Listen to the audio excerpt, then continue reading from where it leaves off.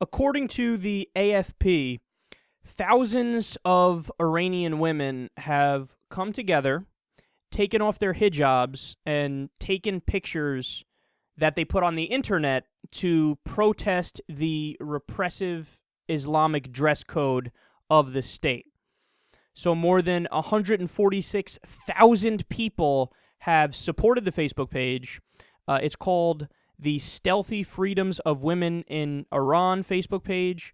It was created just 10 days ago. I think it's continuing to grow at a rapid rate.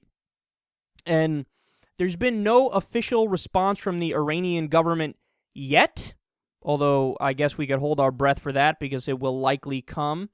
But as has happened in the past, the morality police, that's a real thing, they've handed out fines, verbal notices, or even arrests when women violate the law. So seriously think about that for a second. The idea that if you just take off your headdress and you're a woman, you can be put in jail. How amazing is that? I mean, to think that we live in a world right now where we have all of these advanced things, like, for example, the internet is amazing. The idea you can answer any question you want by going to Google and pulling it up in less than a few seconds. It just blows your fucking mind. Even the idea of a phone. Like, hi, I'm going to pick up this thing and reach out to somebody in New Zealand right now. What is that? Isn't that amazing, the fact that technology has gotten us that far? I mean, we have penicillin. We have vaccines. The average life expectancy went from like 38 a couple hundred years ago. Now all of a sudden we're up to, I don't know, late 70s or so, at least for males in the U.S., and I know some places it go as high as mid-80s, I think for females specifically in Japan. But we went to the fucking moon. Like, we did all these amazing things. We have all these different philosophical ideas and enlightenment principles and all these great books that dive into the question of what it means to be human, what's the purpose of life, and all this stuff.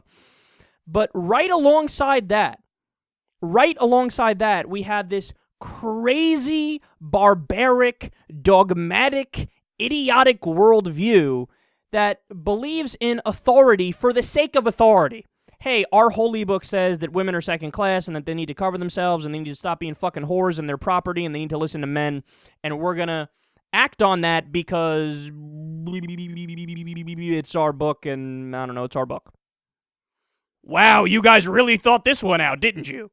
You know, there's something about that it's just, it's beyond gross to me.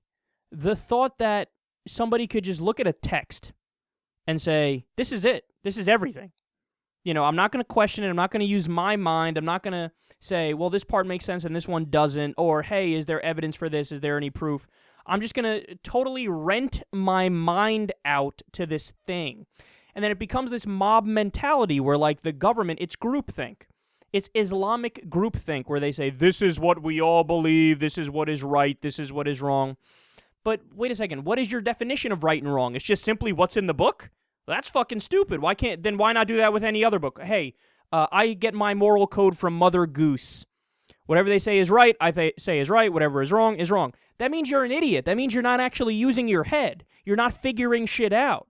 You're not delineating. You're not doing logical deductions. You're not trying to come to the truth on your own. You're just saying, fuck it, life's too hard. I don't want to think. I'll rent my mind out to this thing. And then what ends up happening?